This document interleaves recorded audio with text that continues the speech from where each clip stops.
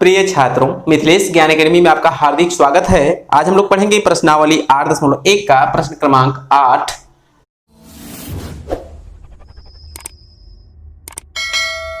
जिसमें दिया है यदि 3 cot a बराबर 4 तो जांच कीजिए कि 1 minus tan square a upon 1 plus tan square a बराबर cos square a minus sin square a है या नहीं।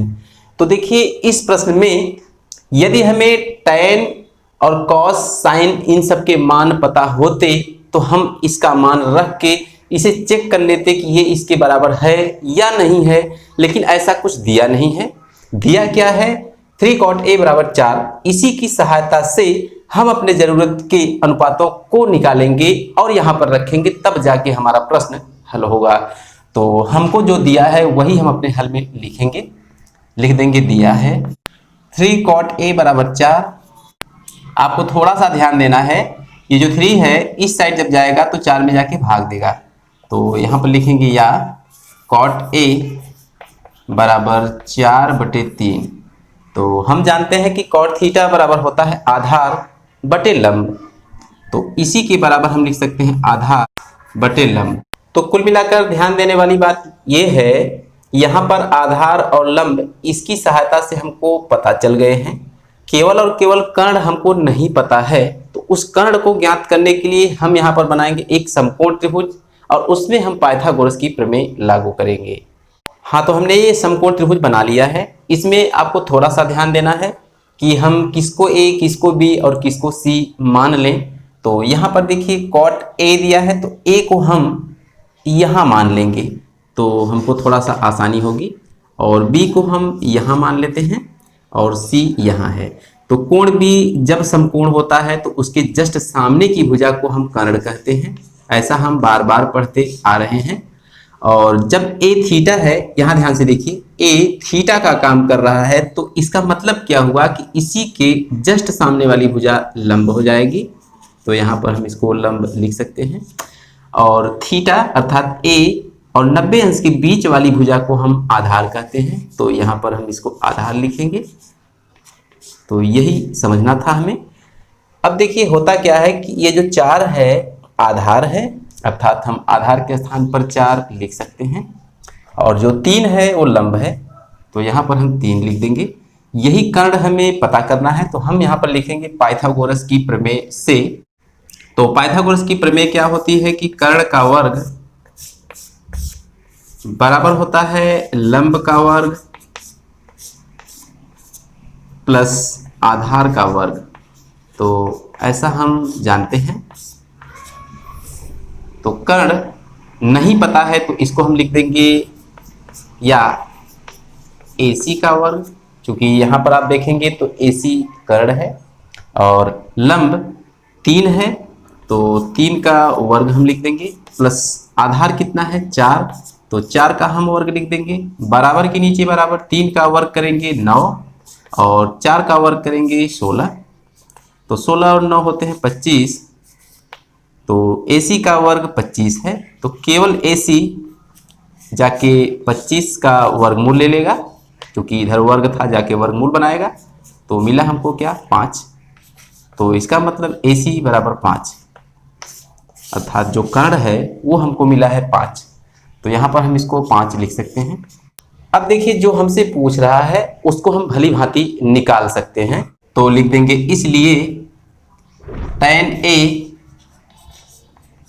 बराबर क्या होता है लंब बटे आधार। तो यहाँ पर लंब कितना है 3 और आधार कितना है 4, तो एक वैल्यू हमने प्राप्त कर ली। इसके बाद हमें चाहिए cos a, तो यहाँ पर लिख देंगे cos a बराबर आधार बटे कर्ण। तो आधार बटे कर्ण ये फार्मूला होता है। तो यहाँ पर आधार 4 है, ध्यान से देखते रहिएगा, और कर्ण 5 हमको मिला है, तो ये मिल गया। अब इसके बाद sin a है, तो लिख देंगे sin a बराबर लंब बटे कर्ण होता है। तो यहाँ पर हम लंब बटे कर्ण लिख देंगे, और इसके बराबर लंब अर्थात 3 बटे कर्ण अर्थात 5। तो कुल मिलाकर हमने तीनों मान प्राप्त कर लिए हैं जो हमें यहाँ पर रखने हैं।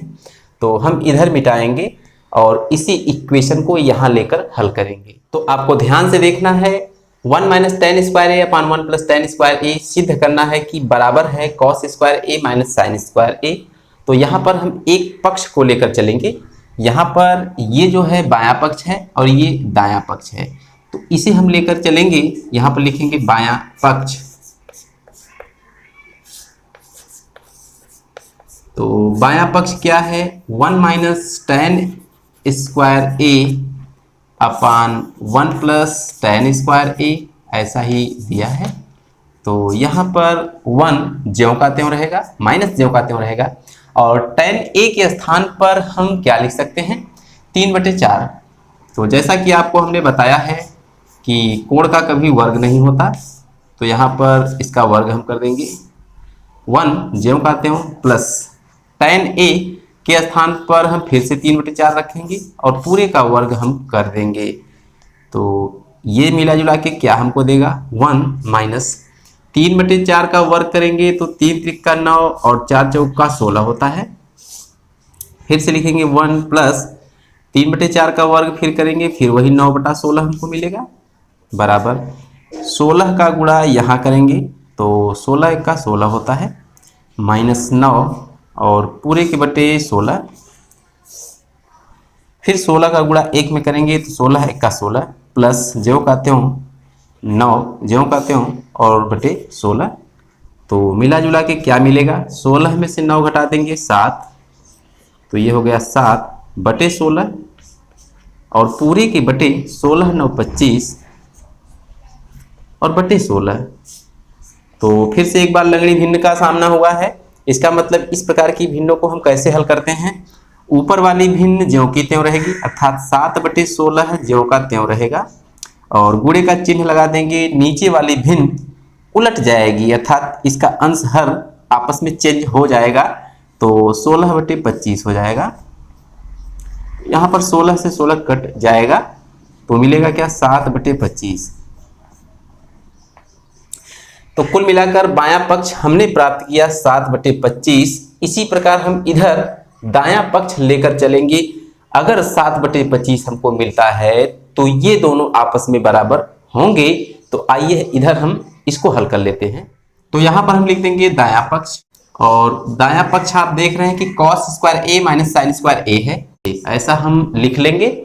अब इसके बाद इसमें आपको ये समझना है कि cos a के स्थान पर हम लिख देंगे 4/5, तो बराबर 4/5 का वर्ग हो जाएगा, माइनस बीच में लगा देंगे और साइन ए के स्थान पर 3/5 हम रख देंगे। तो यहाँ पर 3/5 का वर्ग हो जाएगा।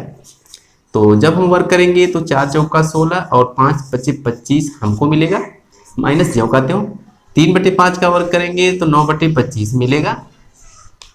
तो यहाँ पर 25 हर समान है, तो इसका एलसीएम भी 25 आएगा।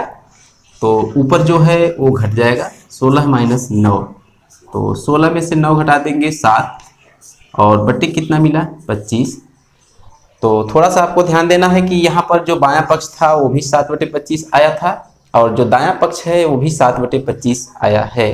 तो इसका मतलब क्या हुआ कि ये इसके बराबर है। तो इसमें पूछ रहा था कि बराबर है या नहीं है, तो हम लिख देंगे दिया गया समीकरण आपस में बराबर है।